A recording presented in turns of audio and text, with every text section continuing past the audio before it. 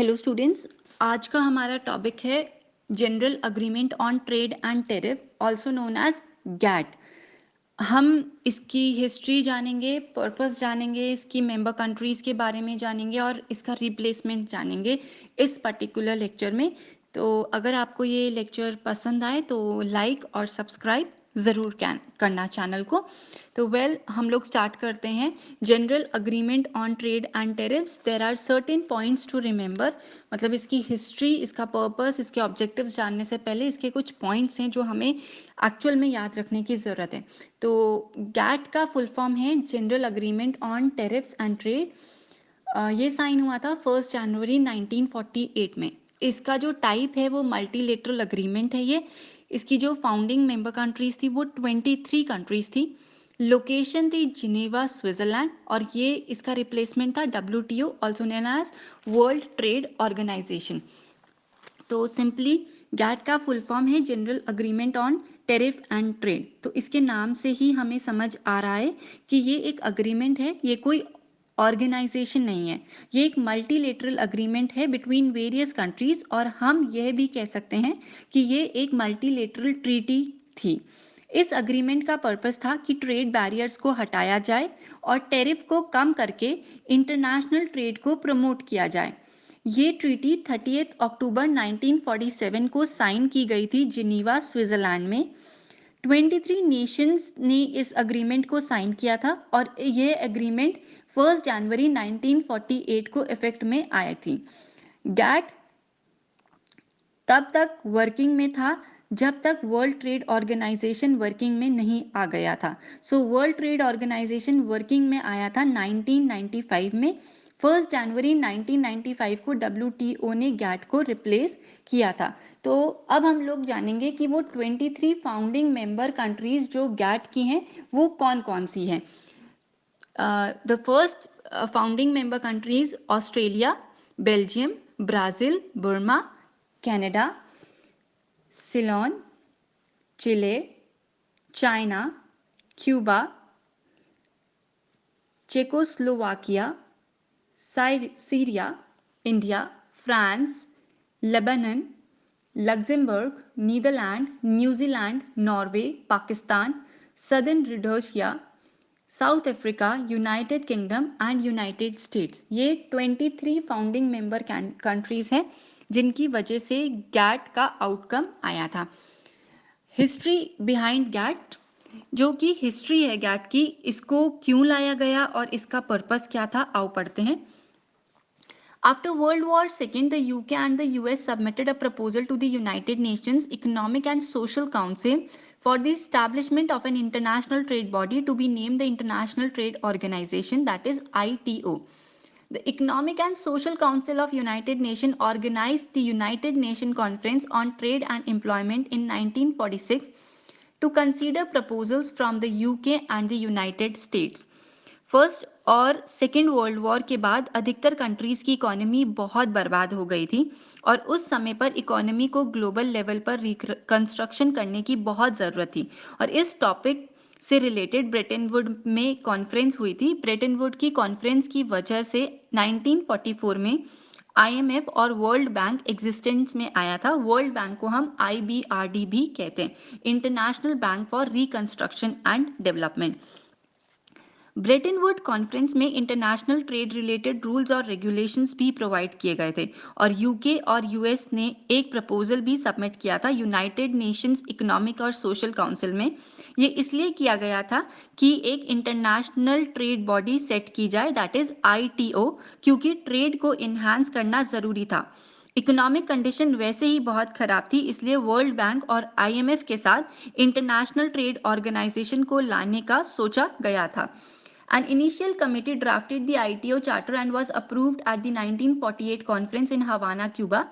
But the ITO charter was refused to ratify by the US, and because of the failure of formation of ITO, GATT was the outcome with 23 member countries. Because when government negotiated the ITO, GATT began parallel negotiated by 15 negotiating states as a way to attain early tariff reduction. तो March 1948 में UN conference में trade and employment related international trade related organization का charter रखा गया और इस पर सभी कंट्रीज अग्री हो गई थी।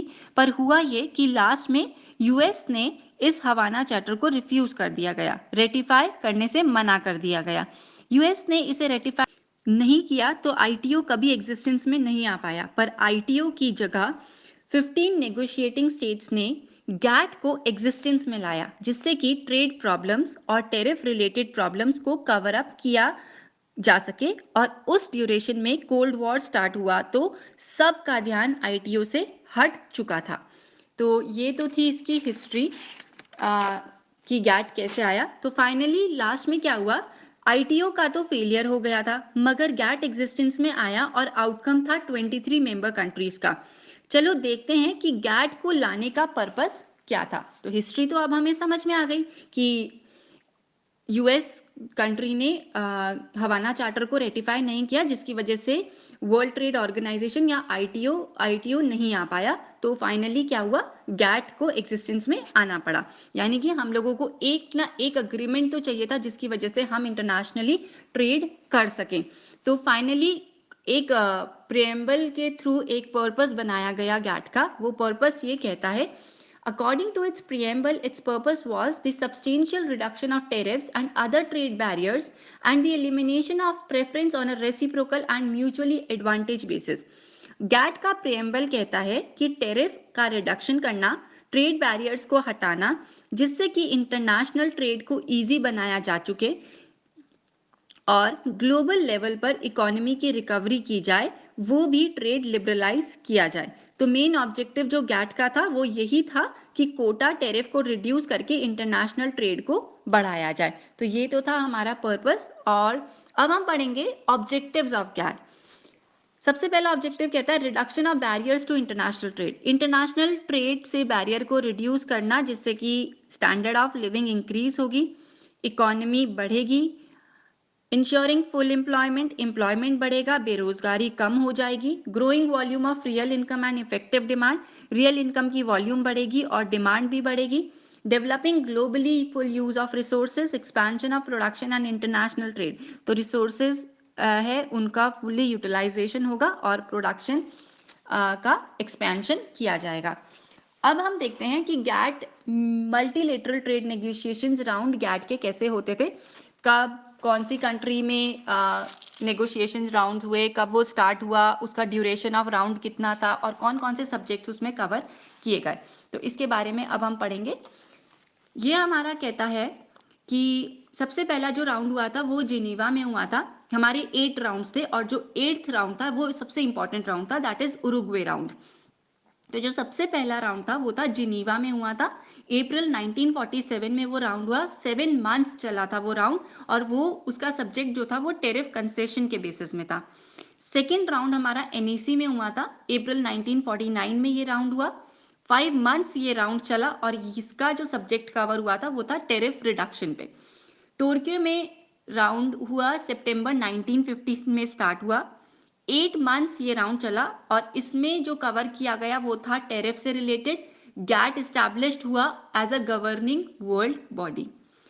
फिर हमारा राउंड हुआ, 4th राउंड जिनीवा में वापसी, जनवरी 1956 में। ये राउंड 5 महीने तक चला और इसमें कुछ सब्जेक्ट्स को कवर किया। वो सब्जेक्ट्स थे टेरिफ से रिलेटेड और जापान का एडमिशन करना था। डिलॉन में फिर राउंड हुआ 5th राउंड। उस राउंड में वो राउंड सितंबर 1960 में हुआ, 11 मंथ्स वो राउंड चला और उसमें जो सब्जेक्ट्स कवर हुए थे वो थे tariff, creation of the European economic community. Kennedy में नेक्स्ट राउंड कवर हुआ, 1964 में वो राउंड स्टार्ट हुआ, 37 मंथ्स तक चला और टेरिफ उसका मेन पर्पस था, टेरिफ का रिडक्शन होना। टोक्यो में नेक्स्ट 7th राउंड स्टार्ट हुआ, सितंबर 1973 में वो राउंड स्टार्ट हुआ, 74 मंथ्स चला और टेरिफ नॉन टेरिफ मेजर्स से रिलेटेड उस पर्टिकुलर ड्यूरेशन में ये सब्जेक्ट कवर किए गए। और जो फाइनल 8th राउंड था वो उरुग्वे राउंड था, सबसे इंपॉर्टेंट राउंड। वो सितंबर 1986 में चला और उसका ड्यूरेशन सबसे ज्यादा था और वो चला 87 मंथ्स तक। इसका मेन पर्पस था, इस टाइम पे उरुग्वे राउंड पे हमारा डब्ल्यूटीओ का क्रिएशन हुआ, टेरिफ नॉन टेरिफ मेजर्स के बारे में बात हुई, रूल्स में बात हुई, इंटेलेक्चुअल प्रॉपर्टी राइट्स के बारे में बात हुई, डिस्प्यूट सेटलमेंट के बारे में बात हुई, एक्सटेंशन किया गया कुछ एरियाज में, जैसे टेक्सटाइल में, एग्रीकल्चर में, इन चीज़ों में एक्सटेंशन किया गया। तो जो उरुग्वे राउंड था वो बहुत इंपॉर्टेंट राउंड था। डब्ल्यूटीओ इसी राउंड में क्रिएट किया गया था। ये हुई थी 1986 सितंबर को, और इसका टाइम ज़्यादा था। It was for 87 month. इसमें जो सब्जेक्ट्स कवर हुए थे वो सब आपको बता दिए गए हैं। तो फाइनली उरुग्वे राउंड, डब्ल्यूटीओ का क्रिएशन हमने जान लिया कि इस राउंड में हुआ था, लेकिन एक्चुअल में डब्ल्यूटीओ कब एग्जिस्टेंस में आया था और फाइनली डब्ल्यूटीओ था क्या, ये हम नेक्स्ट लेक्चर में पढ़ने वाले हैं। तो अगर आप जानना चाहते हो कि वर्ल्ड ट्रेड ऑर्गेनाइजेशन क्या है, तो आप नेक्स्ट लेक्चर को पढ़ना मत भूलना। Finally we here complete the topic GATT. Thank you.